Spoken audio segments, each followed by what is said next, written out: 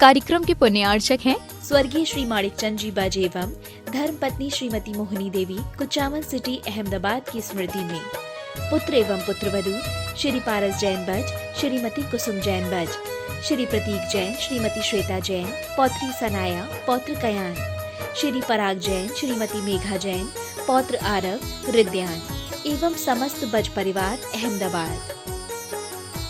श्री प्रकाश जी, सरला जी, आदित्य, पूजा, मनन, रचित पाटनी एवं समस्त पाटनी परिवार, अतवीर ग्रुप, मुंबई, कोलकाता, दिल्ली एवं बैंगलोर। Website www.atveeradvisory.com, www.vardhamantrusty.com। स्वर्गीय श्री निवास जी बड़जात्या जी की पुण्य स्मृति में उनके चेन्नई, दिल्ली निवासी पुत्र पुत्रवधू श्रीमान राजकुमार, श्रीमती कमला देवी बड़जात्या, पौत्र पौत्रवधू श्रीमान ललित, श्रीमती नीलम, श्रीमान सुशील ब्रज, श्रीमान सुनील, श्रीमती ऋतु, श्रीमान अनिल हनी बड़जात्या एवं पौत्री दमाद सुला, श्रीमान प्रवीण, श्रीमान Ajay, Shrimati Sangeeta, Shriman Amit, Shrimati Sunita. Firm Saraogi traders, Chennai. SRS cargo logistics India private limited.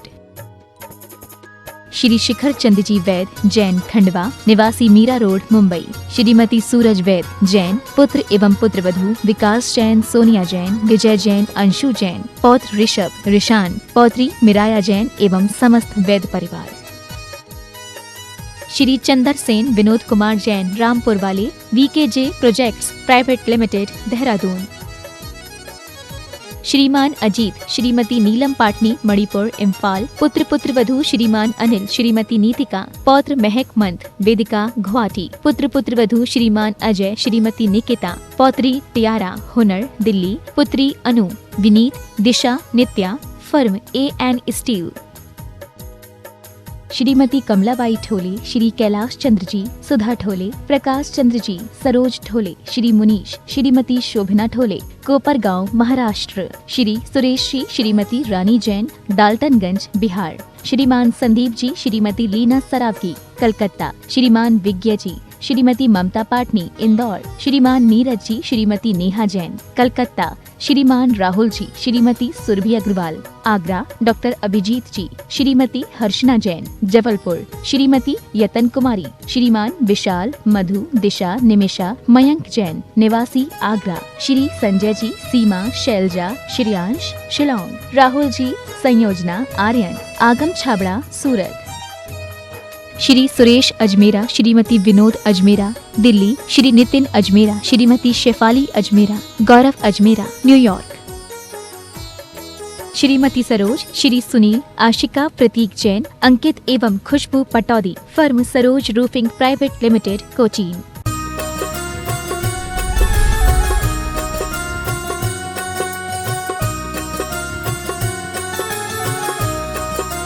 बोले देवादिदेव श्री आदिनाथ भगवान की जय जय जय।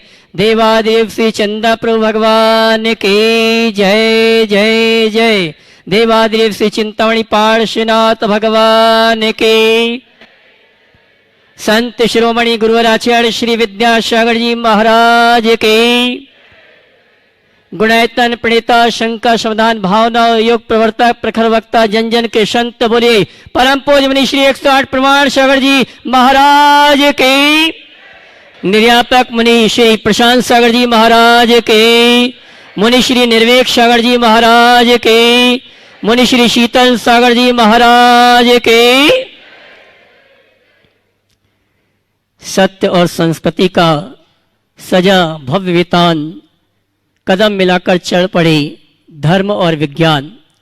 तीर्थराज संबे शिखर की तलहटी में स्थित आत्मविकास का दिव्य सदन, जैन सिद्धांतों की वैज्ञानिक प्रयोगशाला, जहां बोलेगा समोसरण और जहां पंचायतन शैली में अद्भुत अतिशयकारी जिनालय ज्ञान मंदिर का निर्माण हो रहा है। ऐसे गुणायतन से हम और आप टीवी चैनल का बहुचर्चित विश्वविख्यात संघ का समाधान का कार्यक्रम प्रारंभ करें। उसके पूर्व गुणायतन और श्री सेवायतन परिवार सायंकालीन शंका समाधान के कार्यक्रम में उपस्थित समस्त श्रावक श्राविकाओं का हार्दिक अभिनंदन स्वागत करता है। और चलते हैं प्रतिदिन की भांति हम और आप पारस चैनल, जनवाणी चैनल और प्रमाणिक ऐप के माध्यम से जो इस कार्यक्रम को देख और सुन रहे हैं और पूरे भारतवर्ष से जो श्रावक श्राविका यहाँ पर उपस्थित हैं, उन सभी की ओर से मंच पर विराजित समस्त संतों के श्री चरणों में नमन करते हुए आशीर्वाद प्राप्त करेंगे और निवेदन करेंगे शंका समाधान के कार्यक्रम के लिए सभी हाथ जोड़ लें, नमन करेंगे, बोलेंगे हे मुनिवर नमोस्तु, हे गुरुवर नमोस्तु, हे गुरुवर नमोस्तु। और आइए मंच पर विराजित सभी संतों के आशीर्वाद से हम और आप शंका समाधान का कार्यक्रम प्रारंभ करें। उसके पूर्व हम उन श्रावक परिवारों के नामों की घोषणा करेंगे जिन्होंने गुरुवर से प्रेरणा लेकर गुणायतन से जुड़ने का सौभाग्य प्राप्त किया है, जो यहाँ पर उपस्थित है। मैं चाहूंगा अपने स्थान में खड़े होकर गुरुवर का आशीर्वाद प्राप्त करेंगे और कैमरा में सभी को कवर करेंगे। आज जिन्होंने गुणायतन में निर्माण रिधि से जुड़ने का सौभाग्य प्राप्त किया है, स्वर्गीय रमन लाल जी मलुक चंद जी दवाड़ा की स्मृति में श्रीमती गुणमाला जी रमन लाल दवाड़ा नाते पुते अगर यहाँ पर उपस्थित हैं तो गुरुवर के श्री चरणों में नमन करते हुए आशीर्वाद प्राप्त करेंगे। इसी क्रम में अक्का ताई राव साहेब हावले, राव साहब बाबूराव हावले कोल्हापुर अगर उपस्थित हैं तो अपने स्थान में खड़े होकर गुरुवर का आशीर्वाद प्राप्त करेंगे और आप ताली बजाकर इनका सम्मान करें। इसी क्रम में डॉक्टर भरत जी कांतिलाल जी शाह चिंचोड़ पुणे हमारे बीच उपस्थित है, जिन्होंने निर्माण निधि से गुणायतन से जुड़ने का अवसर प्राप्त किया है। उपस्थित हो तो गुरुवर के श्री चरणों में नमन करते हुए आशीर्वाद प्राप्त करेंगे। इसी क्रम में निर्माण मित्र के रूप में जिन्होंने जुड़ने का सौभाग्य प्राप्त किया है, श्रीमान रूपेंद्र कुमार जी श्रीमती अंजू जी गौतम बुद्ध नगर नोएडा अगर उपस्थित है तो अपने स्थान में खड़े होकर गुरुवर का आशीर्वाद प्राप्त करेंगे। और चलते हैं उन सभी श्रावकों को आमंत्रित करो उसके पूर्व जिन्होंने गुणायतन में स्वर्ण दान देकर अपने भविष्य को स्वर्णिम रूप प्रदान किया है, उनके नामों की घोषणा कर रहा हूं। अगर उपस्थित है तो अपने स्थान में खड़े होकर गुरुवर का आशीर्वाद प्राप्त करेंगे। श्रीमती स्वाति प्रशांत गांधी शोलापुर जिन्होंने स्वर्ण दान देने का सौभाग्य प्राप्त किया है। इसी क्रम में श्रीमती अनुराधा अरविंद शाह फल्टन और श्रीमान ओम जी स्वप्निल शाह दौड़ पुणे अगर उपस्थित हैं तो गुरुवर के श्री चरण में नमन करते हुए गुरुवर का आशीर्वाद प्राप्त करेंगे। और मैं चाहूंगा इनके भावों की अनुमोदना के लिए आप जोरदार ताली बजाकर इनका सम्मान करें। और आइए निर्माण शारथी के रूप में जिन्होंने जुड़ने का सौभाग्य प्राप्त किया है अगर उपस्थित हैं तो मंच पर आएंगे और मुनिवर के श्री चरण नमन करते हुए गुरुवर का आशीर्वाद प्राप्त करेंगे और गुणायतन परिवार उनका सम्मान का कार्यक्रम संपन्न करेंगे। श्रीमती संतोष जी वैभव जी पारुल जी विवांश जी नेजिश जी रामगंज मंडी कोटा अगर उपस्थित है तो वे आए मंच पर परम पूज्य मंच पर विराजित समस्त संतों का आशीर्वाद प्राप्त करें। और गुणायतन परिवार से उनके सम्मान के लिए मैं आमंत्रित करूंगा हमारे गुणायतन के प्रशासक श्रीमान सिद्धार्थ जी कानपुर, वे आएंगे हमारे निर्माण शारथी का सम्मान का कार्यक्रम संपन्न करेंगे। है क्या साहब? आइए जल्दी आइए। और मैं आप सभी से कहना चाहूंगा जैसे आपके नाम की घोषणा हो शीघ्र मंच पे आके गुरुवर का आशीर्वाद प्राप्त करेंगे। इसी क्रम में सूत्रधार के रूप में जिन्होंने जुड़ने का सौभाग्य प्राप्त किया है, श्री प्रमोद कुमार जी सुमन जी उमंग जी उल्लास कुमार जी चौधरी गरोट, वे आएंगे परम पूज्य मुनिवर के श्री चरण में नमन करते हुए गुरुवंदना का सौभाग्य प्राप्त करेंगे। और उनके सम्मान के लिए मैं आमंत्रित करूंगा हमारे गुणायतन के ट्रस्टी वास्तविक डॉक्टर प्रीतम जी दिल्ली, वे आएंगे और श्रीमान संतोष कुमार जी सुरेंद्र कुमार जी क्षमा करना प्रमोद कुमार जी सुमन जी उमंग जी चौधरी परिवार गौट का सम्मान का कार्यक्रम संपन्न करेंगे डॉक्टर प्रथम जी। इसी क्रम में मैं आमंत्रित करूंगा सूत्रधार के रूप में जिन्होंने गुणायतन से जुड़ने का सौभाग्य प्राप्त किया है, श्रीमान संतोष कुमार जी सुरेंद्र कुमार जी इंदिरा जी अंकित जी प्राची जी प्रार्थना जी गोदा कोटा अगर उपस्थित है तो वे आए परम पूज्य मुनिवर के श्री चरण में नमन करते हुए गुरुवंदना का सौभाग्य प्राप्त करेंगे। और इनके सम्मान के लिए मैं आमंत्रित करूंगा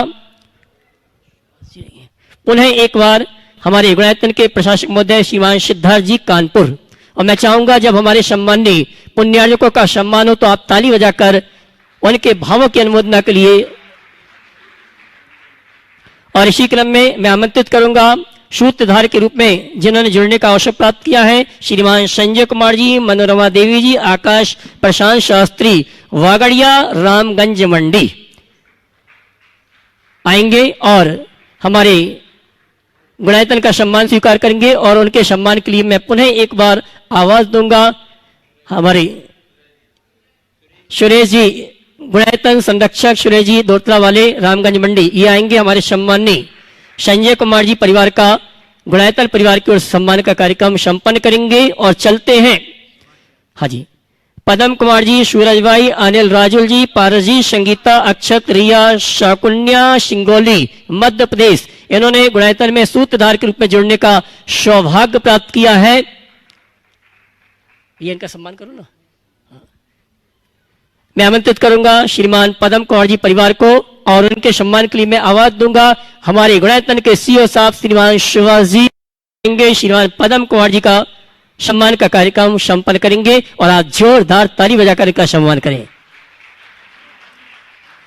श्रीमान पवन कुमार जी, सूरज भाई परिवार आए, और उनके सम्मान के लिए श्रीमान सुभाष जी, सीओ साहब गुणायतन।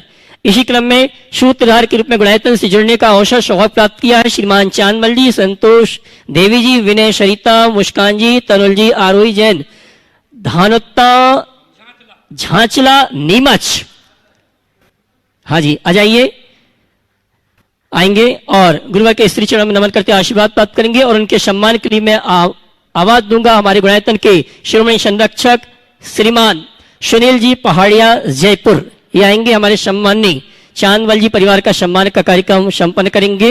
आइए, और चलते हैं जिन्होंने गुणायतन में गुणायतन ट्रस्टी के रूप में जुड़ने का सौभाग्य प्राप्त किया है। मैं सर्वप्रथम आमंत्रित करूंगा हमारे इंदौर निवासी श्रीमान शांतिलाल जी हर्षोला, श्रीमती पुष्पा देवी जी, श्री पारस कुमार जी, श्रीमती कमलेश जी, अंकित जी, श्रीमती प्रीति जी, आयुषी जैन, अनाइसा जैन, इंदौर, इन्होंने गुणायतन में गुणायतन ट्रस्टी के रूप में जुड़ने का अवसर सौभाग्य प्राप्त किया है। और मैं ये कहना चाहूंगा हमारे गुणायतन के संरक्षक श्रीमान सुरेश जी दोत्रा वाले, उनके ये बेटी दामाद हैं, जोरदार ताली बजाकर इनका सम्मान करें। हाँ जी, समधी साहब भी है और बिटिया दामाद भी है उपस्थित यहाँ पर। श्रीमान शांतिलाल जी हर्षोला परिवार, ये कौन सा परिवार? रुक जाना, शांतिलाल जी परिवार, रुक जाना।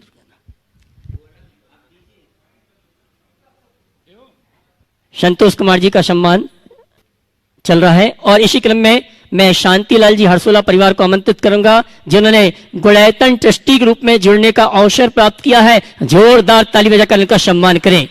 और इनके सम्मान के लिए मैं आमंत्रित करूंगा हमारे गुणायतन के श्रोमणी संरक्षक श्रीमान सुनील जी पहाड़िया जयपुर, और साथ में श्रीमान सुभाष जी, क्षमा करना, हाँ, सुरेश कुमार जी परम संरक्षक गुणायतन संरक्षक दोतरा वाले श्रीमान सुरेश जी, ये दोनों आएंगे।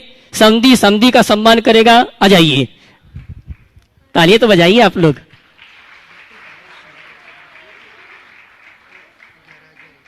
उनका नहीं होता, आशीर्वाद ले लीजिए, आशीर्वाद ले लीजिए। और आइए इसी क्रम में मैं आमंत्रित करूंगा नॉर्थ बोराश में यूएसए से श्रीमान संजय कुमार जी, श्रीमती प्राची जी जैन, जिन्होंने गुणायतन से गुणायतन ट्रस्टी के रूप में जुड़ने का अवसर सौभाग्य प्राप्त किया है। वे आएंगे और मंच पर विराजित संतों के श्री चरण नमन करते हुए आशीर्वाद प्राप्त करेंगे। और उनके सम्मान के लिए पुनः एक बार आवाज दूंगा श्रीमान संरक्षक सुरेश जी दोत्रा वाले और शिरोमणि संरक्षक श्रीमान सुनील जी पहाड़िया जयपुर। संजय जी आ जाए। तेरा नहीं, सम्मान करना है इनका।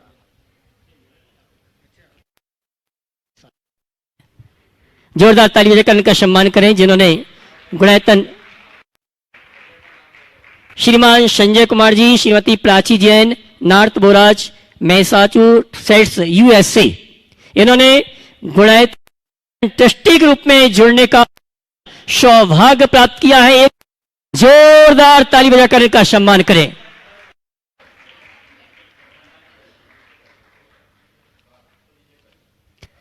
और आइए चलते हैं सम्मान के इसी क्रम को विराम देते हुए हम और आप टीवी चैनल का बहुचर्चित विश्वविख्यात शंका समाधान का कार्यक्रम का शुभारंभ प्रथम प्रश्न के रूप में मैं आमंत्रित करूंगा हमारे नए गुणायतन के ट्रस्टी श्रीमान संजय जी सपरिवार आएंगे और प्रथम प्रश्न के माध्यम से शंका समाधान के कार्यक्रम को प्रारंभ करेंगे और अगले प्रश्न के लिए मैं आमंत्रित करूंगा श्रीमान अरुण जी विजयराज जी भोपाल सिरोंज। नमोस्तु महाराज जी, नमोस्तु नमोस्तु नमोस्तु। महाराज जी, मैं यूएसए में स्वाध्याय भी कराता हूँ छोटा मोटा बच्चों लोगों को। तो कभी कभी उन लोगों का प्रश्न आ जाता है कि जब प्रलय होती है तो विजयात पर्वतों में 72 जोड़े और त्रियंश छुप जाते हैं, और परंतु ऐसा भी सुना है कि शिखर जी पे सतिया का मार्क लगा दिया था और शिखर जी पे कभी प्रलय नहीं होती। तो यहाँ पर भी कोई जीव यहाँ पर छुपते हैं या अपनी जान बचा सकते हैं? तो पहला प्रश्न ये है। देखिए, पहले तो मैं चाहूँगा एक बार जोरदार करतल ध्वनि से इस पूरे परिवार, बिटिया कहाँ है, बिटिया को भी बुला लो, इस पूरे परिवार का अभिनंदन करें। ये अमेरिका में रह करके भी शुद्धाचारी श्रावक धर्म का पालन करने वाले हैं। एक बड़े सॉफ्टवेयर कंपनी का काम करने के साथ साथ अपनी चर्या क्रिया में श्रावक पने को प्रकट करना ये बहुत दुर्लभ है, और वह भी 7 समुंदर पार। ऐसे लोगों का हम लोगों को जोरदार अभिनंदन करना चाहिए। नियमित स्वाध्याय करते, और स्वाध्याय भी मैंने देखा बड़ा गूढ़ ज्ञान है इन्हें, तो ऐसे लोगों को प्रोत्साहित करने में आनंद भी आता है। बहुत बहुत आशीर्वाद, इसी तरह से आगे बढ़ो। अब जो सवाल है कि प्रलय के समय विजयात की गुफाओं में लोग बच जाएंगे, क्या सम्मेद शिखर जी में भी ऐसा होगा? ये चर्चाओं में है पर शास्त्रों में कहीं नहीं। सम्मेद शिखर शाश्वत तीर्थ है, स्थल शाश्वत है, पर्वत नहीं। ये पर्वत भी चकनाचूर होगा। फिर जब सुकाल आएगा, सृष्टि का अभ्युदय होगा, धरती एक योजन उठेगी, उस क्रम में यहाँ सम्मेद शिखर की रचना होगी, और जहाँ से तीर्थंकर परमात्माओं को निर्वाण होगा वहाँ स्वस्तिक अंकित होगा। ऐसा है। ये सब जो चीज़ें कह देते हैं वो किसी ठोस प्रामाणिक शास्त्र में नहीं है, जन चर्चाओं। नमस्ते महाराज, नमस्ते। श्रीमान अरुण जी विजयराज जी। प्राची, हाँ महाराज जी, मेरा आपको नमोस्तु नमोस्तु नमोस्तु, और हमारे पूरे बॉस्टन समाज की तरफ से भी आपको नमोस्तु। वो प्रतिदिन आपको देखते हैं और हम अपना धर्म ध्यान आपके थ्रू हमारा ज्ञान बढ़ाए, तो उसके लिए बहुत बहुत नमोस्तु। महाराज जी, हम लोग अभी पद्म पुराण का जब हमने स्वाध्याय किया था तो उसमें देखा था विभीषण को पता होता है कि रावण का वध दशरथ के द्वारा होगा, तो वो जाते हैं रूप बदल के और रावण के दशरथ के पुतले की हत्या करते हैं। लेकिन उसके बाद तो उनको फिर भी उसी भाव से वो मोक्ष जाते हैं विभीषण महाराज। लेकिन आटे के मुर्गे में एक राजा वो सिर्फ अपनी माँ के कहने पर उस कार्य में संलग्न होता है, जबकि वो मुनि बनना चाहते हैं, फिर भी उनको इतनी पर्यायों में दुख सहना पड़ता है। तो एक सा पाप है किसी पंचेंद्रिय की हत्या का, दोनों को अलग अलग क्यों बोला? ऐसा देखिए, बहुत अच्छा भाव आपने प्रकट किया। थोड़ा सा संशोधन कर लो। दशरथ के द्वारा रावण की हत्या होगी, इसलिए दशरथ पुत्र के द्वारा होगी, और इसलिए उन्होंने कहा दशरथ को हटा दो तो पुत्र ही नहीं होगा तो कैसे होगा। लेकिन होने को टाला नहीं जाता। जो ये बात है, इस बात में दो बातें समझने की। एक है पाप करना, और दूसरा पाप को काटने की सामर्थ्य जगाना। आटे के मुर्गा की कथा में जो यशोधर चरित्र का एक अंश है, उसमें उन्होंने आटे का मुर्गा बनाकर जो संकल्पी हिंसा की, पर उस पाप के लिए वैसा प्रायश्चित नहीं कर पाए और मुनि बनकर वैसी साधना नहीं कर पाए, तो उनका वो पाप वज्र लेप बन गया, धुल नहीं पाया। विभीषण ने अज्ञान दशा में ऐसा पाप किया, और पाप तो सभी से होता है। जितनी भी महान आत्माएं हैं उनके अतीत को हम पलट कर देखेंगे तो पापमय दिखता है। उदाहरण के लिए अंजन चोर से अच्छा उदाहरण और कौन सा होगा, जिसने अपना पूरा जीवन व्यसन बुराई और पाप में बिताया, लेकिन जब चेतना जगी तो उसने अपने पापों को साफ कर लिया। विभीषण जी ने निश्चित पाप बंद किया, लेकिन बाद में मुनि बनकर अपने सारे पापों को साफ भी कर लिया। तो मैं इस संदर्भ में यही कहूँगा, पहली कोशिश पाप करो मत। और यदि पाप, दूसरी बात, यदि पाप हो जाए तो पाप के प्रति ग्लानि का भाव रखते हुए पाप का पश्चाताप करो और उसको साफ करने के लिए उद्यत रहें, तो हमारे अज्ञानता से किए गए पाप को हम बहुत अंशों में नष्ट करने में समर्थ हो सकें। अगले प्रश्न के लिए श्रीमान अरुण जी वेजराज जी भोपाल शिरोंज, उसके बाद तैयारेंगी श्रीमती सुधा जी पटवारी। महाराज जी नमोस्तु नमोस्तु नमोस्तु।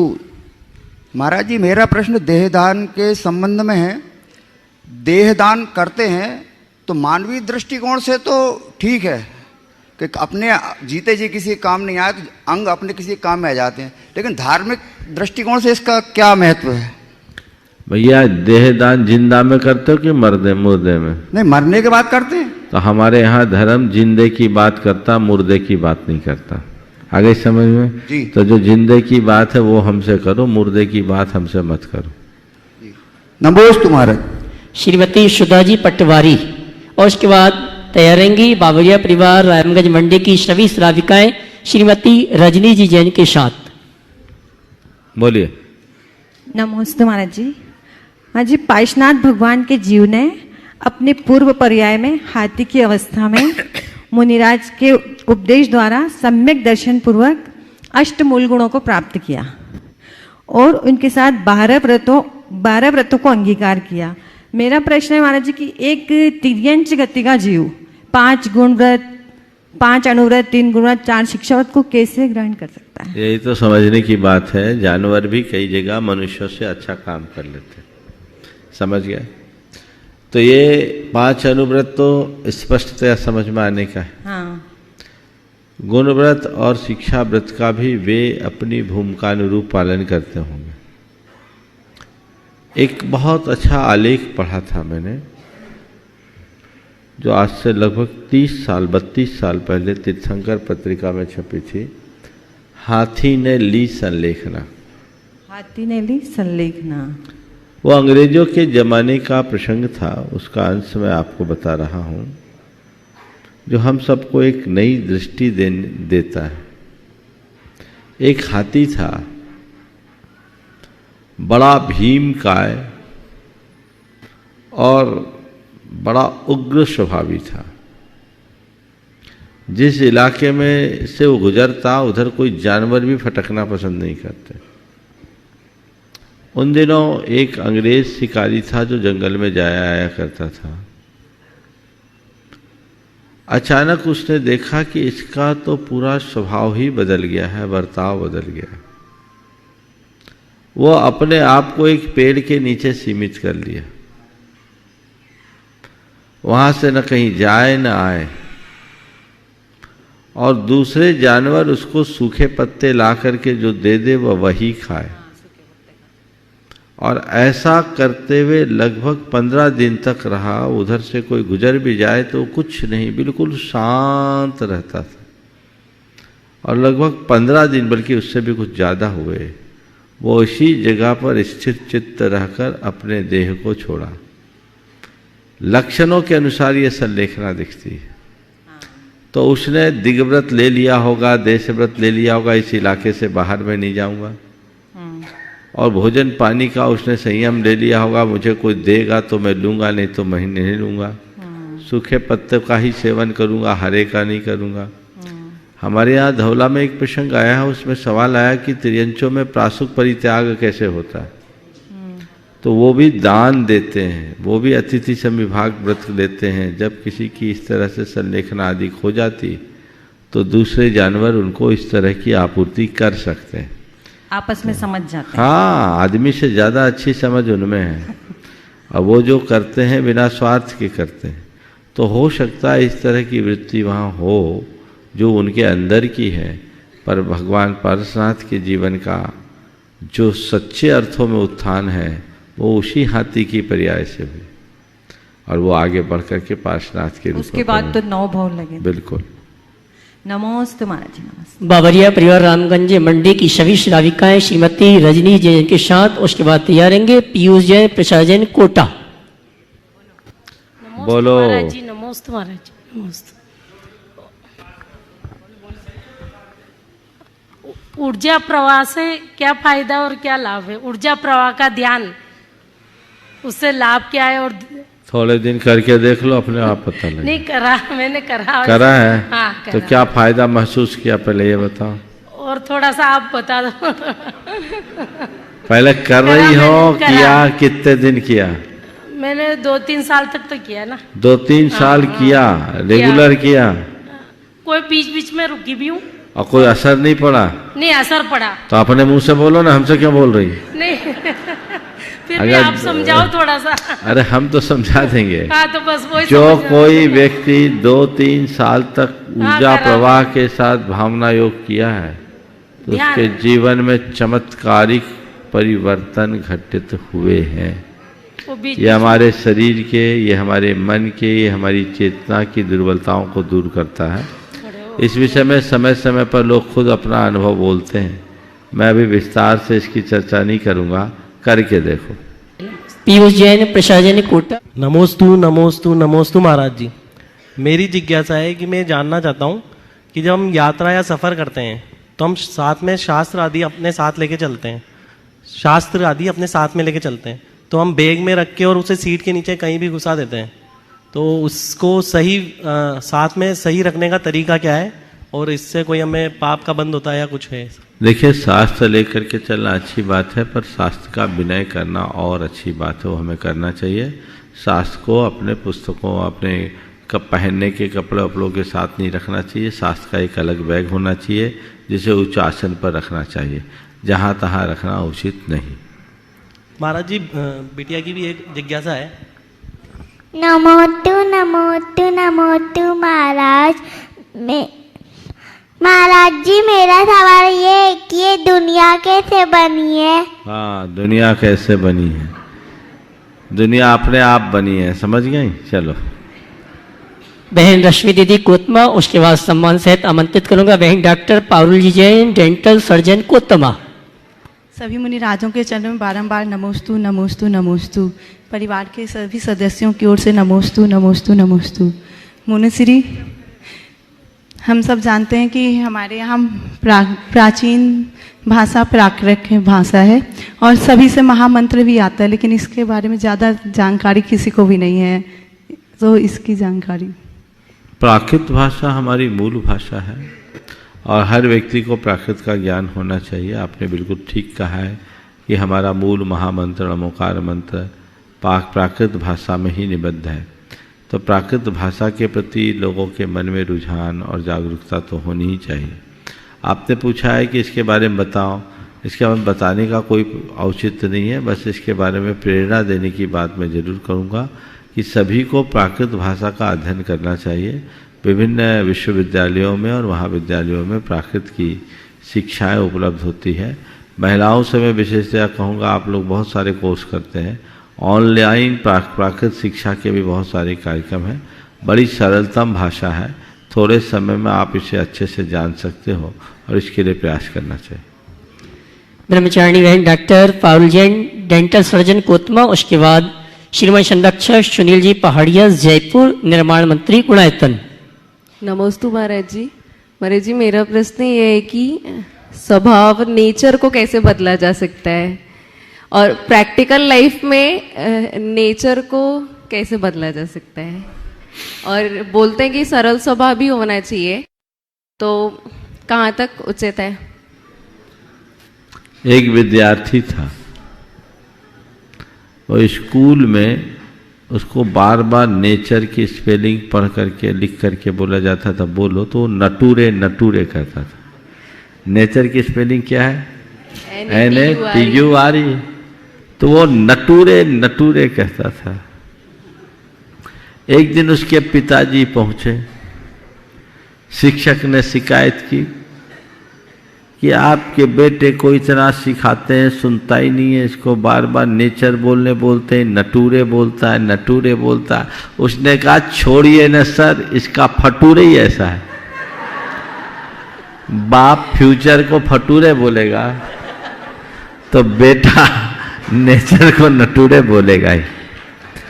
ऐसे कहावत है, नेचर और सिग्नेचर कभी परिवर्तित नहीं होता, लेकिन इसमें भी थोड़ा बहुत रूपांतरण हो सकता है। व्यक्ति अपने स्वभाव के निर्माण में बहुत कुछ सक्षम है।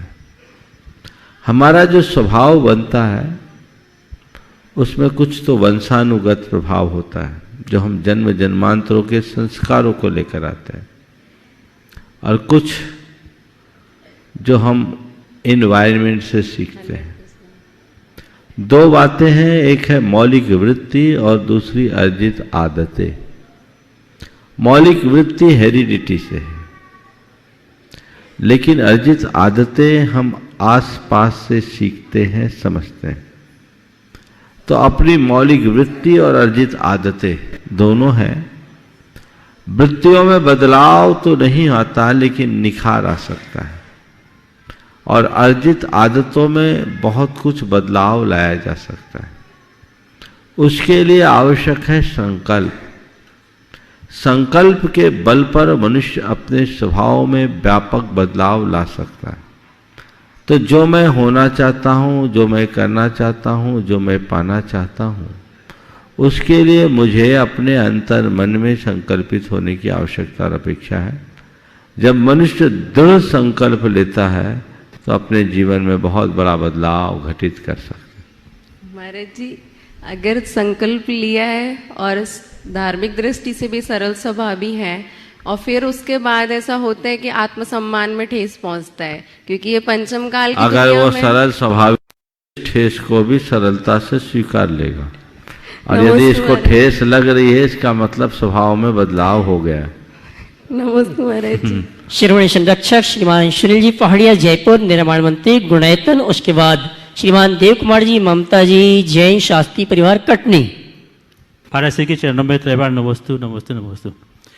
महाराज से मेरी जिज्ञासा है कि कल जो अभिषेक के बारे में बताया कि कैसे हमें मानसिक शांति और शारीरिक स्वास्थ्य में लाभ मिलता है, वह पॉजिटिव आपने अभिषेक के बारे में जो कल बताया था, तो उसी संबंध में मेरी एक जिज्ञासा है कि जो अभिषेक करता है और जो अभिषेक को देखता है उसके लाभ में क्या अंतर है, और दूसरा कि जो महिलाएं काफ़ी ज़्यादा आस्था रखती है धर्म में और सभी क्रियाएं, जो धार्मिक क्रियाएं बहुत अच्छे से करती हैं, तो उनको ये लाभ क्यों नहीं प्राप्त है?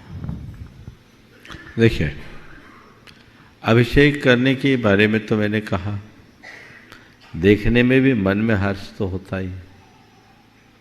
देवता लोग भी जब भगवान का जन्माभिषेक होते हैं तो उनमें से कुछ देव भगवान का अभिषेक करते हैं, और बाकी सारे देवता लोग हर्षित भाव से उस अभिषेक को देखते हैं। ये सभी का व्यक्तिगत अनुभव है कि अभिषेक की घड़ी में मन में आंतरिक हर्ष उभरता है, और यही हर्ष पुण्यवर्धन के साथ साथ सकारात्मक बदलाव का कारण बनता है। आपका जो दूसरा प्रश्न है कि जो महिलाएं धार्मिक क्रियाओं में पूरी तरह से भागीदारी रखती है, उनको अभिषेक का अवसर क्यों नहीं? देखिए, सब प्रकार की अपनी अपनी क्रियाएं होती है और अपनी अपनी मर्यादाएं भी होती हैं। हमारे शास्त्रों में अलग अलग व्यवस्थाएं सबके लिए दी गई, और न केवल जैन परंपरा में अपितु अन्य परंपराओं में भी। इसलिए जिसके लिए जो मर्यादा है उसका ही पालन करना चाहिए। जहाँ तक स्त्रियों के द्वारा अभिषेक करने का सवाल है, ये एक विवादास्पद सवाल है। हमारी समाज में कुछ लोग हैं जो स्त्रियों के द्वारा अभिषेक करने की सलाह देते हैं, मान्यता है, और एक वर्ग है जो स्त्रियों के अभिषेक का निषेध करता है। मुझसे पूछो तो मैं तो एक ही बात कहूँगा कि इस अभिषेक एक नवन की क्रिया है। हमारे भगवान 18,000 शील से सहित होते हैं, जो ब्रह्मचर्य का नियम है। 84 लाख गुण और 18,000 सील इनसे संयुक्त होते हैं। उसमें किसी भी प्रकार के स्त्री पक्ष का स्पर्श उसका दोष है। तो स्त्रियां भगवान की भक्ति करेगी, भगवान पर कोई दोष लगे ऐसा भाव नहीं करेगी। इसलिए स्त्रियों को भगवान के अभिषेक का निषेध किया। ये त्रिलोकीनाथ भगवान की बात तो जाने दीजिए। जब मैं आदि पुराण पढ़ रहा था, भगवान ऋषभदेव का जन्माभिषेक हो रहा है। आदि पुराण के कर्ता आचार्य जिनसेन लिखते हैं कि सौधर्म और ईशान इंद्र ने भक्ति से भगवान का अभिषेक किया। अन्य देवता लोग परिचारक भाव में उनके साथ रहे। शेष देवताओं ने हर्षित होकर के उस अभिषेक को देखा। अप्सराओं ने नृत्य किया और अन्य जितनी भी देवियां थी वे सब मंगल पात्र धारण करके खड़े रही। बाद में उन्होंने भगवान का वस्त्रालंकरण किया। तो नवन का कार्य इंद्र ने किया, देवों ने किया, देवियों ने नहीं। अभी जन्माभिषेक है। ये आचार्य जिनसेन लिखते हैं। और इसी बात को जब हम हरिवंश पुराण में देखते हैं तो हरिवंश पुराण में एक बात देखने को आती है। हरिवंश पुराण के भी कर्ता एक दूसरे जिनसेन है। वे भगवान ऋषभदेव के जन्माभिषेक का उल्लेख करते हैं तो लिखते हैं देवों और देवियों ने भगवान का अभिषेक किया। इसका तात्पर्य उस समय एक ऐसी परंपरा थी जो स्त्रियों के अभिषेक की हिमायती थी। पर आचार्य जिनसेन जो मूल संघ के आचार्य माने जाते हैं उन्होंने ऐसा नहीं किया। और उन्होंने आचार्य पूज्यपाद का अनुकरण किया जो उनसे भी पहले हुए। वहाँ लिखते हैं भेदेन वर्णना का सौधर्म स्तपन कर्तता मापन्न परिचारक भाव मिता शेषेन्द्रा रुंद चंद्र निर्मरियस्स मंगल पात्रानि पुनस्तद्देभ्यो बिभ्रतिस्मि शुभ्रगुणाढ्या अप्सरसो नर्तक शेष सुरास्तत्र लोकना व्यग्रधया। मैं ज़्यादा क्या कहूँ, नंदीश्वर द्वीप का वर्णन करते हुए वहाँ कर रहे में सौधर्मेंद्र भगवान का अभिषेक कर रहा है। बाकी देव लोग उनके परिचारक हैं और उनकी देवियाँ मंगल पात्र लेकर धारण की करके खड़ी हुई। जो वर्णन यहाँ किया वही वर्णन आदि पुराण में। आचार्य पूज्यपाद ने जो लिखा वही बात आचार्य यतिवृषभ ने तिलोपन्नति में लिखी। यतिवृषभ आचार्य लिखते हैं कि किसी भी देव का जब स्वर्ग में जन्म होता है तो जन्म के उपरांत उसका जन्मोत्सव मनाया जाता है और वस्त्राभूषणों से सुसज्जित होकर वो अभिषेक और पूजन के योग्य द्रव्य लेकर जाता है और अपने अपने विमानों में स्थित जिनालियों में जाकर भक्ति के साथ जिनाभिषेक करता है। पूरे तिलोपन्नति में देवों ने भगवान का अभिषेक किया तो अनेक स्थलों पर है, कहीं देवियों के द्वारा अभिषेक करने का विधान नहीं दिखता। तो ये सब बातें प्रदर्शित करती है कि हमारे मूल संघी आचार्यों के द्वारा स्त्रियों का अभिषेक कतई मान्य नहीं था। कुछ ग्रंथों में है और वो समीक्षा है, उसकी समीक्षा होनी चाहिए। तो इस संदर्भ में मैं तो इतनी ही बात कहूँगा कि आप लोग उलझन में मत पड़िए। इन सब चीज़ों को लेकर के समाज में खींचातानी कतई उचित नहीं है। जो नहीं करते वो बिल्कुल ना करें और जो करते हैं वो अपने विवेक से अपना कार्य करे, पर ऐसी जगह करे जहाँ होता है, जहाँ नहीं होता वहाँ करने की कुछ चेष्टा न करे। नहीं तो अभिषेक तो धरा रह जाएगा और अभिषेक के नाम पर झगड़ा रोज खड़ा हो जाएगा। परंपरा आगम बहुत सारी चीज़ें हैं और हर कोई अपनी अपनी बात की ही दुहाई देगा, अपने पक्ष में तर्क रखेगा। लेकिन उचित और अनुचित का विवेक हमें खुद करना चाहिए और उसी विवेक के अनुरूप अपनी सारी क्रियाओं को संपन्न करना चाहिए। हमें 2 वाक्यों को सदैव याद रखना चाहिए। क्या कर रहे हैं ये दूसरी बात, क्यों कर रहे हैं ये पहली बात। हमारा मूल लक्ष्य अपने परिणामों की शांति का होना चाहिए। परिणाम शांति का भाव लेकर जब हम कोई काम करेंगे तो सब कुछ अच्छा होगा। इस संदर्भ में मैं और बहुत विस्तार से कह सकता हूँ, लेकिन मुझे उसकी आवश्यकता प्रतीत नहीं होती। सार संक्षेप में जो मैंने बात कही वो आप सुन लो। खासकर उन लोगों के लिए जो नहीं करते आए हैं और आगे नहीं करना चाहते हैं, उनसे तो मैं इतना ही कहूँगा, मेरे जैसा कोई मुनि भी तुमसे कहे, संस्कृत प्राकृत के श्लोक भी सुनाए, तो अत्यंत विनम्रता से कह देना, महाराज आप सही, आपकी बातें सही, लेकिन जिस दिन मेरे गुरु हमसे कहेंगे हम उस दिन करेंगे। बस एक रास्ता, जिस दिन हमारे गुरु कह देंगे हम करेंगे। हमारे पास इतना ज्ञान नहीं है कि हम आपसे बहस करें। आप तो हमें इतना आशीर्वाद दो कि हम अपना धर्म ध्यान अच्छे से करें और आप जैसे मुनियों की सेवा कर सके। बस इसके अलावा और आगे बढ़ने की जरूरत नहीं। श्रीमान देव कुमार जी, ममता रानी जी, शास्त्री परिवार कटनी। हे गुरुवर, समस्त राजाओं को नमोस्तु, एलक जी को इच्छा में। मेरी शंका यह है, उम्मीद और अपेक्षा एक ही पर्यायवाची शब्द हैं? यदि हाँ तो क्या दुविधा यह है कि आप हमेशा कहते हैं किसी से अपेक्षा मत रखो और दूसरी ओर अंतिम श्वास तक उम्मीद रखना चाहिए।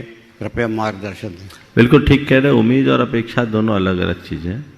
आप यहाँ इसी उम्मीद से खड़े थे कि मेरा नंबर आएगा। उम्मीद हो, उम्मीद तो रखना चाहिए कि हाँ आखिरी तक चांस है।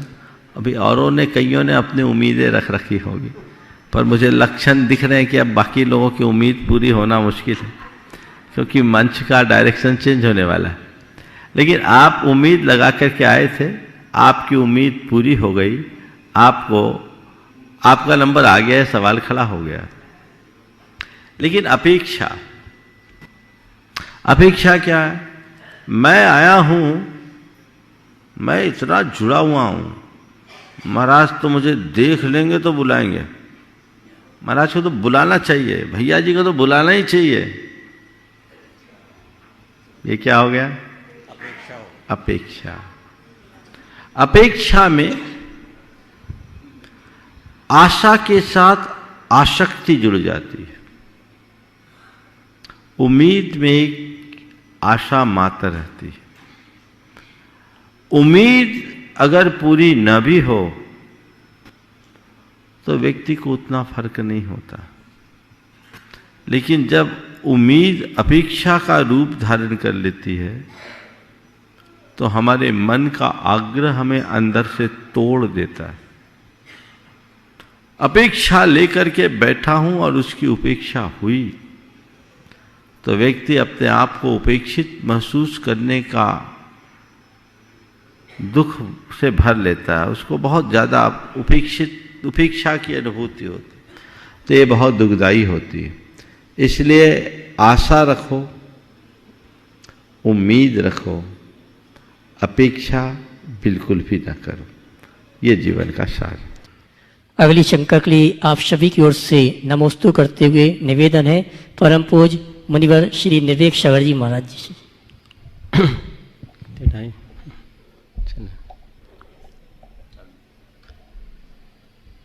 मेरी भावना भर हम लोग पढ़ते हैं, सुखी रहे सब जीव जगत के, कोई कभी ना घबरावे। भावना योग में भी पढ़ते हैं, मंगलमय सबका जीवन हो। प्रश्न ये है, किस तरह की भावना भाने से हमारा ही भला होता है या सामने वाले का भी भला होता है? अगर होता है तो किस रूप में? इस विषय को मुनि से स्पष्ट करते हुए। बहुत अच्छा सवाल महाराज जी ने उठाया है। भावनाओं का निज पर के जीवन पे गहरा प्रभाव होता है। पहले हम अपने जीवन की बात करें, फिर भावनाओं का औरों पर क्या असर होता उसकी बात करें। आज मनोविज्ञान कहता है कि हम जैसा सोचते हैं, जैसी भावना भाते हैं, वैसे संस्कार हमारी चेतना में जमते हैं, और चेतना में जैसे संस्कार जमते हैं वैसा ही हमारा जीवन बनता है। हमारे भाव से हमारी सोच बनती है, सोच से प्रवृत्ति होती है, और प्रवृत्ति से हमारा चरित्र निर्मित होता है। यद भावते तद भवति, ये उक्ति बहुत प्राचीन है, और इसी आधार पर कहा गया थॉट्स बिकम्स थिंग्स।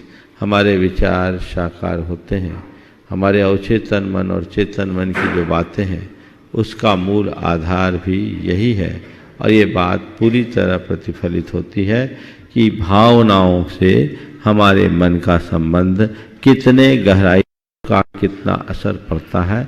भावनाओं के बल पर हम अपने स्वभाव में परिवर्तन ला सकते हैं। भावनाओं के बल पर हम अपने शारीरिक और मानसिक स्वास्थ्य में परिवर्तन ला सकते हैं, और भावनाओं के बल पर हम अनचाही चीज़ों को भी, अनुपलब्ध वस्तुओं को भी बहुत आसानी से प्राप्त कर सकते हैं। ये भावना के बल पर हमारे यहाँ है। जब हम सकारात्मक भावनाएं भाते हैं तो उसका सकारात्मक प्रभाव पड़ता है। अब हमारी भावनाओं का दूसरों पर क्या प्रभाव पड़ता है, 2-3 उदाहरण मैं देना चाहूँगा। हम जैसी भावना भाते हैं वैसा सामने वाले पर असर पड़ता है। चीन के एक देश में कोई भी राजा लंबी आयु तक नहीं जी पाता था, जल्दी मर जाता था। वहां एक कोई दार्शनिक संत पहुंचे। उन्होंने उनसे सवाल किया कि ये बताओ, यहाँ के किसी राजा की आयु लंबी क्यों नहीं होती?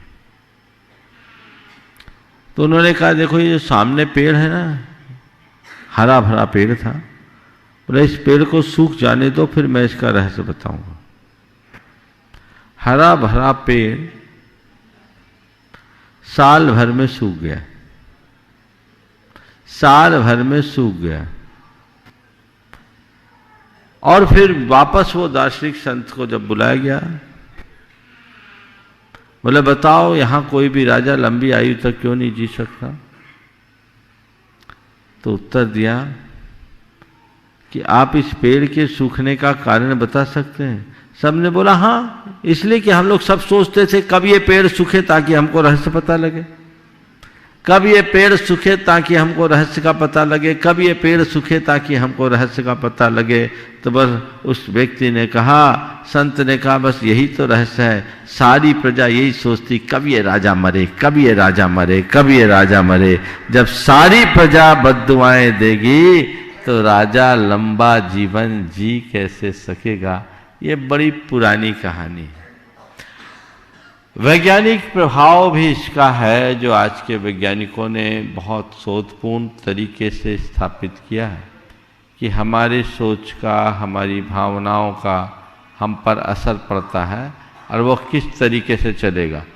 तो हम लोगों के जीवन में बहुत बार ऐसा होता है, और एक प्रयोग किया गया भावनाओं का प्रभाव क्या होता है। 3 तरीके के जल रखे गए। एक को सामान्य जल रखा, दूसरे को नकारात्मक भावना से भरे हुए व्यक्ति के हाथ का जल था, और तीसरे में सकारात्मक भाव भाए गए। एक लंबे समय तक प्रयोग करने के बाद तीनों जल को अलग अलग तरीके से पौधों पर सींचा गया। सामान्य जल को जब पौधों पर सींचा गया तो पौधों की ग्रोथ सामान्य थी। जब नकारात्मक व्यक्ति के हाथ के जल को सींचा गया तो वो पानी एसिड का काम करने लगा, और सकारात्मक भाव से भरे व्यक्ति के हाथ के जल को जब सींचा गया तो पौधों की ग्रोथ 200% अधिक हुई। एक लंबे अंतराल तक ये प्रयोग हुआ, और इसको बोलते हैं क्रिलियन फ्रीक्वेंसी। आज से लगभग 70 वर्ष पहले ये खोज हुई। और दुनिया के लोगों ने ये जान लिया कि उसमें अगर देखें तो chemically there is no changes, पानी सब एक सा है, लेकिन जो अंतर है वो भावनात्मक अंतर है। कुल मिलाकर एक दूसरे की भावनाओं का एक दूसरे पर बहुत गहरा असर पड़ता है। हम अपने अंदर कोई भी नकारात्मक संवेग प्रकट न होने दें और दूसरों के प्रति भी न करें।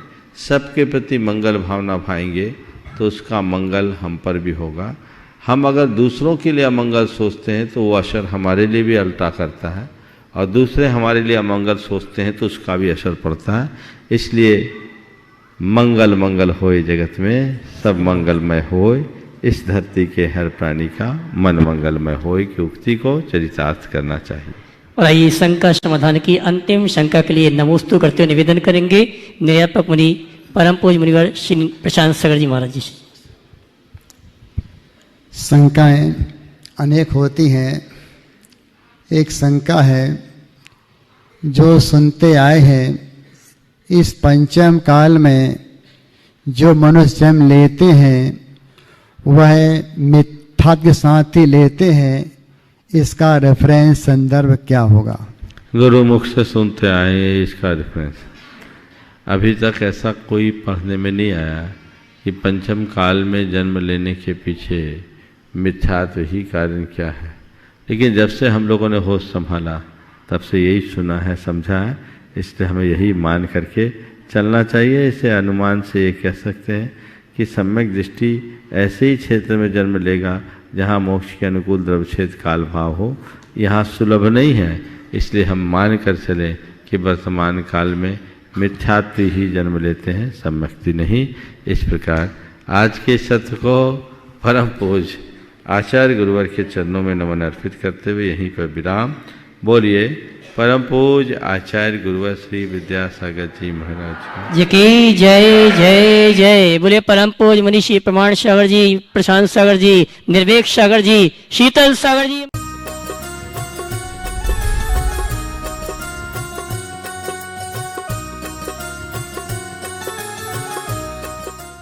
इस कार्यक्रम के पुण्यार्चक थे स्वर्गीय श्री माणिकचंद जी बाजे एवं धर्म पत्नी श्रीमती मोहिनी देवी, कुचामन सिटी, अहमदाबाद की स्मृति में पुत्र एवं पुत्रवधू श्री पारस जैन बज, श्रीमती कुसुम जैन बज, श्री प्रतीक जैन, श्रीमती श्वेता जैन, पौत्री सनाया, पौत्र कयान, श्री पराग जैन, श्रीमती मेघा जैन, पौत्र आरव, रिद्यान एवं समस्त बज परिवार अहमदाबाद। श्री प्रकाश जी, सरला जी, आदित्य, पूजा, मनन, रचित पाटनी एवं समस्त पाटनी परिवार, अतवीर ग्रुप, मुंबई, कोलकाता, दिल्ली एवं बैंगलोर। Website www.atveeradvisory.com, www.vardhamantrusty.com।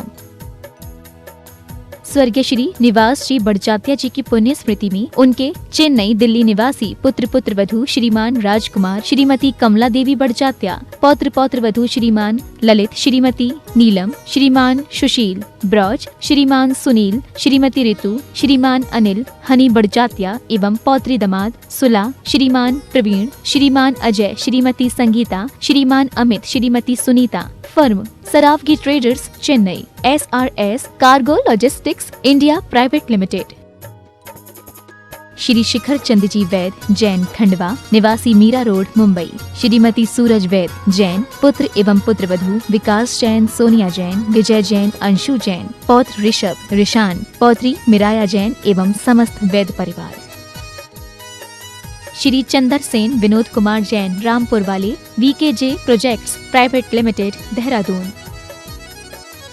श्रीमान अजीत, श्रीमती नीलम पाटनी, मणिपुर, इम्फाल, पुत्र पुत्रवधू श्रीमान अनिल, श्रीमती नीतिका, पौत्र महक मंथ, वेदिका, गुवाहाटी, पुत्र पुत्रवधू श्रीमान अजय, श्रीमती निकिता, पौत्री तियारा, हुनर, दिल्ली, पुत्री Anu, Vineet, Disha, Nitya. Firm AN steel. Shrimati Kamlabai Thole, Shri Kailash Chandra ji, Sudha Thole, Prakash Chandra ji, Saroj Thole, Shri Munish, Shrimati Shobhana Thole, Kopargaon, Maharashtra. Shri Suresh ji, Shrimati Rani Jain, Daltonganj, Bihar. Shriman Sandeep जी, श्रीमती लीना सरावगी, कलकत्ता। श्रीमान विज्ञ जी, श्रीमती ममता पाटनी इंदौर, श्रीमान नीरज जी, श्रीमती नेहा जैन कलकत्ता, श्रीमान राहुल जी, श्रीमती सुरभि अग्रवाल आगरा, डॉक्टर अभिजीत जी, श्रीमती हर्षना जैन जबलपुर, श्रीमती यतन कुमारी, श्रीमान विशाल, मधु, दिशा, निमिषा, मयंक जैन निवासी आगरा, श्री संजय जी, सीमा, शैलजा, श्रेयांश शिलोंग, राहुल जी, संयोजना आर्यन आगम छाबड़ा सूरत, श्री सुरेश अजमेरा, श्रीमती विनोद अजमेरा दिल्ली, श्री नितिन अजमेरा, श्रीमती शेफाली अजमेरा, गौरव अजमेरा न्यूयॉर्क, श्रीमती सरोज, श्री सुनील, आशिका प्रतीक जैन, अंकित एवं Khushboo Pataudi, firm Saroj roofing private limited, Cochin.